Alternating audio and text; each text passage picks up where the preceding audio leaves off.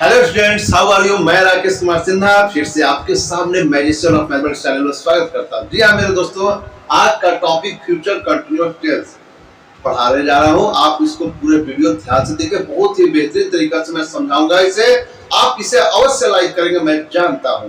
आप प्लीज अंत तक देखिए, तब बात समझ में आएगी। तो प्लीज गाइस देखते रहे।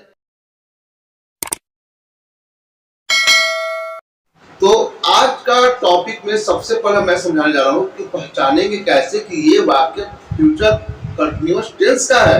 तो फ्यूचर कंटीन्यूअस टेंस को पहचानने के लिए नियम क्या होता है कि वाक्य के अंत में हर वाक्य के अंत में किसी न किसी क्रिया के साथ रहा होगा, रहे होंगे अथवा रही होगी लगा रहता है। जी मेरे दोस्तों, क्या समझे आपने कि किसी भी वाक्य के अंत में किसी न किसी वर्ब यानी पढ़ना, लिखना, खेलना, दौड़ना, हंसना, रोना, ये सब वर्ब है यानी क्रिया है। इसके साथ रहा होगा, रहे होंगे, रही होगी लगा रहता है। जैसे आपके कुछ एग्जांपल्स दिए हुए कि मेरी माँ इस वक्त खाना पका रही होगी, तो पकाना क्या है? वर्ब है। पकाने के साथ क्या लिखा हुआ? रही होगी। तो गाइस यही बात मैं समझा रहा हूँ, लौटना, झगड़ना, इसके साथ रहा होगा, रहे होंगे, रही होगी लगा रहता है। तो गाइस चलिए इसको बनाते कैसे, अब स्ट्रक्चर को हम समझते हैं। तो स्ट्रक्चर में आपको लिखा हुआ है कि सब्जेक्ट सबसे पहले लिखे। सही बात है, टेंस में कोई भी किसी प्रकार का वाक्य सबसे पहले तो सब्जेक्ट से स्टार्ट करते हैं। तो इसमें भी सब्जेक्ट है, ऑक्सिलरी वर्ब हम लगाते हैं शैल या विल, क्योंकि आगे का वाक्य तो शैल विल तो जरूर लगेगा। तो शैल या विल लगाने के बाद बी देखिए बी और वर्ब आएंगे कब? जब अफर्मेटिव सेंटेंस होता है तब, यही पॉजिटिव सेंटेंस होता है तो। और अगर निगेटिव सेंटेंस होता है तो विल या शैल के बाद आप नॉट लगाकर तब बी लगाए और वर्ब आएंगे लगाए। विल नॉट बी या शैल नॉट बी निगेटिव वाक्य में है। और वर्ब में आएंगे जो लगाए, क्यों? क्योंकि रहा रहेगा। यार आपने पढ़ा है कि कंटीन्यूअस वाक्य चाहे प्रेजेंट में हो या पास्ट में हो या फ्यूचर में हो, रहा रहे अगर है तो वर्ब में आईडी तो लगना है, अवश्य है। तो गाइस यहां वर्ब में आईडी लगाए और उसके बाद ऑब्जेक्ट को लिखें। और निगेटिव वाक्य तो नॉट मैंने बताया है। और इंट्रोगेटिव सेंटेंस का बनाते हैं तो इंट्रोगेटिव दो प्रकार के होते हैं। अगर वाक्य की शुरुआत में क्या आ जाए जिसका आंसर हां या ना होगा, जैसे क्या तुम पढ़ रहे होगे, क्या तुम इस वक्त पढ़ रहे होगे, क्या तुम्हारी मम्मी इस वक्त खाना बना रही होगी। तो क्या अगर हम बना रही होगी तो हां, अन्यथा ना। ऐसे वाक्य में ऑक्सिलरी वर्ब को सिर्फ पहले लिख दिया। ऐसे वाक्य में बनाने का नियम है कि शैल या विल से स्टार्ट करवाएं। ऐसे वाक्य में क्या का इंग्लिश वाट नहीं लिखते हैं गाइस। कब? अगर इस सेंटेंस का आंसर हाँ या ना होता है। मैंने इस पर कई वीडियो बना चुका हूं।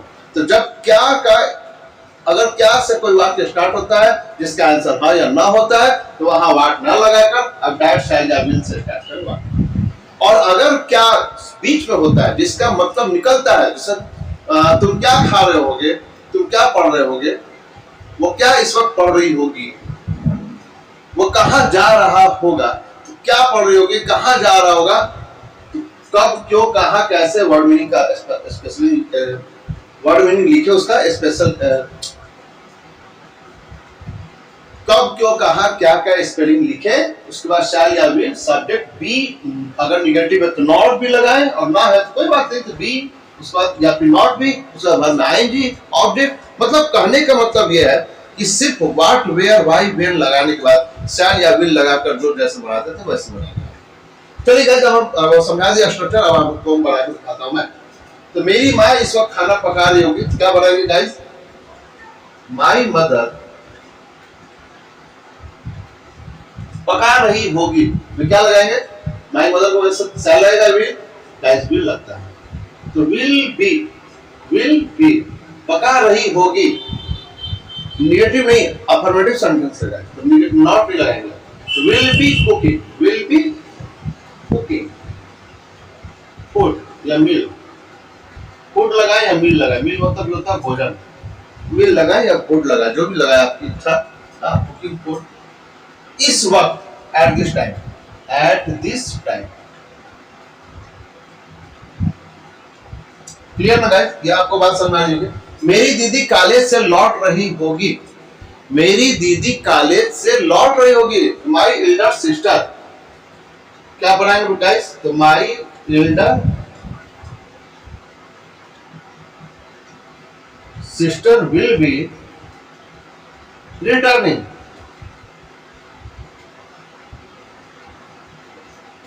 From college, from college, COLLEGE।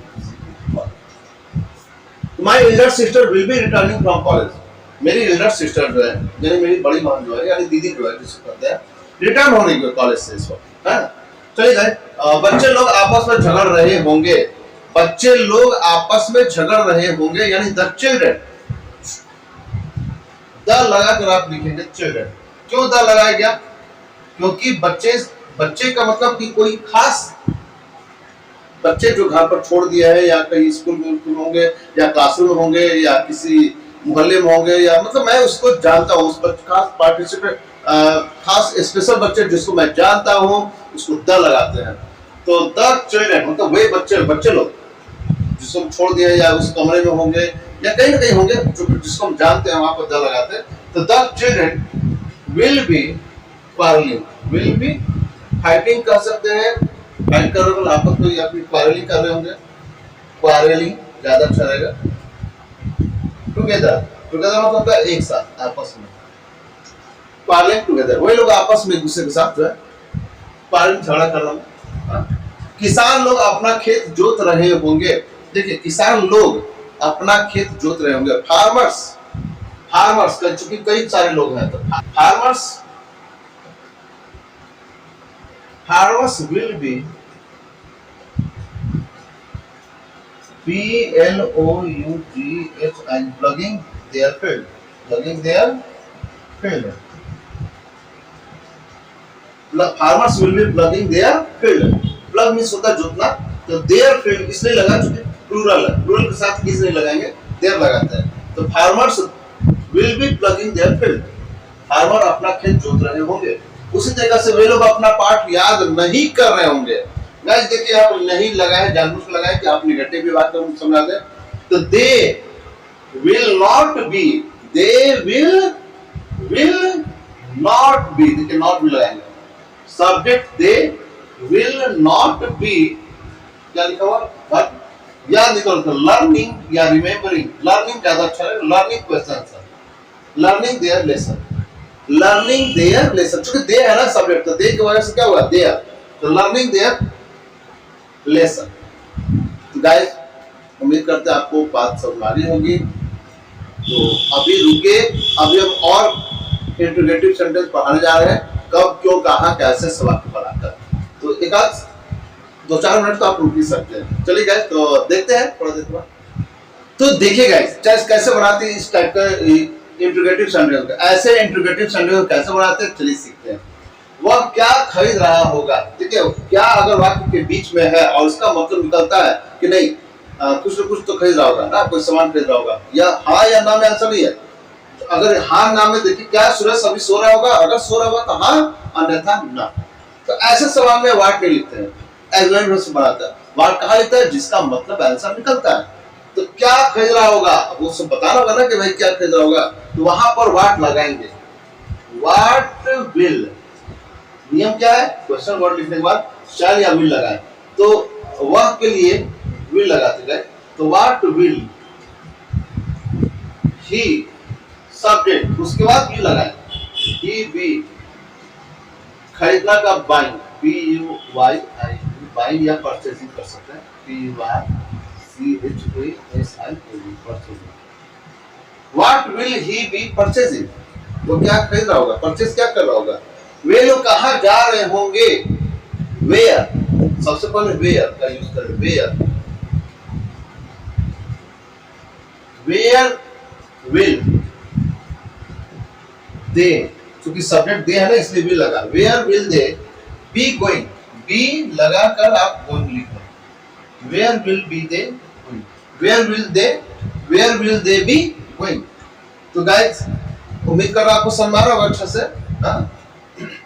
इस स्ट्रक्चर को याद रखेंगे तो आपको सब आसानी से जाएगा। क्या सुरेश अभी सो रहा होगा, तो क्या लगेगा, सुरेश की वजह से क्या लगेगा, विल, तो विल सुरेश बी स्लीपिंग, प्रश्नवाचक साइन जो लगाए, क्वेश्चन इसी प्रकार को प्रश्नवाचक साइन लगाते हैं, इंटरोगेटिव सेंटेंस लगाते साइन लगाते हैं। तो गाइस ये हुआ आपके बनाने कुछ नियम हुए, और उम्मीद करते हैं कि आज का टॉपिक आसान था, समझ में आ गया होगा। इस टाइप के वाक्य कभी भी आपके अगर फ्यूचर में कभी आता है बनाने के लिए तो आप जरूर बनाएंगे, और बोलना चाहते हैं तो प्रैक्टिस करें, आप जरूर सीखेंगे। तो गाइस, आप अंत तक मेरा वीडियो देखें, इसके लिए बहुत बहुत धन्यवाद। Thank you very much for watching my video. Thank you, thank you, thank you.